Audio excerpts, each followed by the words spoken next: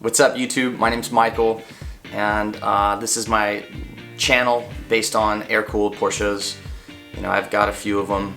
And one of those cars is a 1968 Porsche 912 that I bought last August. I bought the car from the original owner's grandson here in California. I was born and raised in California, lived here my whole life, and it's pretty cool that this car was just an hour away from where I live. The car hadn't been driven since 1980, so as soon as I got it, I decided, you know, the best thing to do was to refresh everything on the car that was mechanical. So I took apart all the brake lines, the fuel lines, removed the gas tank, disassembled all the suspension, cleaned everything up, and, you know, started putting it all back together. Just went through the entire system, so all new bushings, everything. Had all the arms powder coated. I decided to leave the shell, you know, untouched. So the interior is all original, the paint is original, the carpets, all of that stuff, the headliner's original, and the car is in really incredible condition. It was a lot of work. I mean, well over 1,400 hours of my time has been put into this car. And you know, I'd never taken one apart fully like this. I've had some other air-cooled Porsches and I've got some experience working on these cars, but I'm not a professional mechanic and I made some mistakes along the way, as you could imagine. So in this video, I'm going to share some of those mistakes. Maybe you'll learn from my mistakes if you're doing a similar project, or maybe you just want to watch this and see the stupidity that that occurred during my, you know, extensive, like, you know, I basically spent 5 months working on this car full time, and that's not an exaggeration. I don't know. I don't have enough time in the day to explain how I was able to do that. I don't know if I'll ever have that much of an opportunity to just fully dedicate to a project like this. It wasn't like I was working in the afternoon an hour or two. I was pretty much full on this car for 5 months. I've refreshed everything mechanically, did a whole bunch of, you know, running the engine type work, and you know, balanced the generator, did all this different stuff, and ran into a couple issues. So I ended up taking it to an experienced air-cooled Porsche mechanic. He helped me try to fire the motor up, and when we tried, had a stuck piston ring. So it's a non-runner, full rebuild is happening, and hopefully I'll have that motor done and the car will be back on the road here shortly. We'll see. Okay. It's a lot of work cleaning all of the parts. That's probably one of the biggest things that, you know, bogs you down doing a project like this, is taking the time to clean all of the parts. Gasoline is the best thing. A small lesson I learned was that I unnecessarily cleaned a lot of the hardware when I ended up sending it off to get replated anyways. That was a big time waste. So I should have calculated that a little better. I thought that I was gonna clean up and save a lot of that, so, you know, I guess not the end of the world, but looking back on it, I wouldn't have spent so much time cleaning all that hardware. This is kind of a small one, but something worth noting. You can actually stab your own hand with the little prison shank device that you make to compress the springs in the shifter when you're reassembling. So I definitely, I didn't stab my hand that bad, but be forewarned, those springs are they're pretty stout. So you got to be careful compressing those things down. It's really not that bad of a job. I think I gouged myself just like a little bit, but yeah, those are just definitely a little bit of a pain. I didn't really stab myself too bad, actually. I'm kind of just playing around, but you can for sure. These next two are the ones that are the biggest lessons I learned. And I'll start with the smaller one, end with the bigger one. I'm embarrassed to even share these couple mistakes, but you know, here we go. Honestly, I've sort of tried my best to block this from my memory, but either the inner race or the outer race on the front hub, one of them is more difficult to get out than the other one. You really have to take a drift and a hammer, and you hit that thing out, you know, carefully. You can get it out, but it's a challenge. You really got to work on it to get it out. Okay, when it came time to reassemble the front hubs, I got my new bearings. You know, each bearing's got a race, right, that you install, and I have a press. Okay, so I was filming and cleaning, and I've got my notes of the order of how these things go together. This was my first time doing these wheel bearings, and so, oh my gosh, I still cannot believe I did this, but I pressed in not only one, but two of the races backwards. Not only one, but I did two. I remember pressing the first race into the hub and looking at it and going, man, is that right? Yeah, that's right. Okay, yeah, no, we're good. Put it to the side, grab the next hub, and I pressed that one in. And as soon as I pressed the second one in, I looked at it and I was like, oh my God, that's backwards.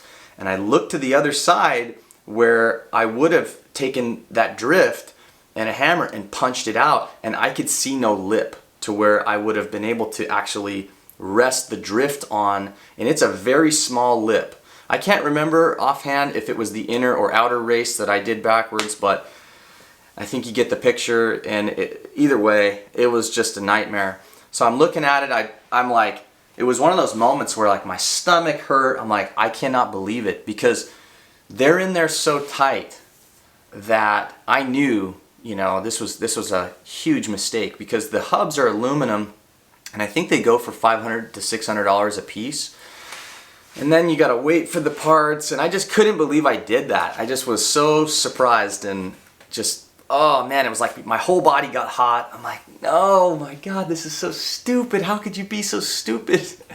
So I sit there, I probably just changed the music to something a little more chill, and got on my phone trying to find a solution. How do I reverse this mistake? Essentially, I couldn't find anything online, and I ended up getting, I got my die grinder, and I took a little cutting wheel that fits on my Dremel, and I made it fit on my die grinder and was able to cut the race out without damaging or even touching the hub. You look down inside the hub, you're gonna see like a cone shape. The race is like a cone shape, and the piece of the race that's closest to you is gonna be larger, and it will taper down, and the bearing fits inside of it. When I looked inside, I realized it wasn't larger to smaller. I was seeing the opposite. Oh my gosh, so stupid. The cut that I made with my die grinder was one where I was scoring the inside of the race, creating my own lip so that I could take a drift from the opposite side and actually rest it down on the race and punch it out. Thankfully, I did end up saving the hubs, not causing any damage, and fixing that. Of course, I had to order new bearings because I needed the new races, but that was such a stupid mistake. I just couldn't believe I did that. So yeah, don't do that if you're doing this project. You probably won't. I'm probably the only person who's ever done that. Sure. The rear trailing arms were by far the biggest lesson learned and the biggest mistake that I made. And so watch this clip. This is the outer bearing. So this one came out really nice. There's no play in it whatsoever. The other one, after cleaning it, it's not as smooth. So I'm gonna replace this one. Okay, so now that you've seen the clip, you know probably right offhand what I did wrong. I tried to save one of the bearings. One was clearly nicer than the other. That was just inexperience and ignorance on my part. You should not ever save a wheel bearing unless you're doing some really inexpensive project car or something like that. But on a car like this, trying to save a wheel bearing is just not the right thing to do. Just replace all the wheel bearings. You're already there. I had everything fully disassembled. So trying to save one, there's no reason for it. That was just dumb on my part.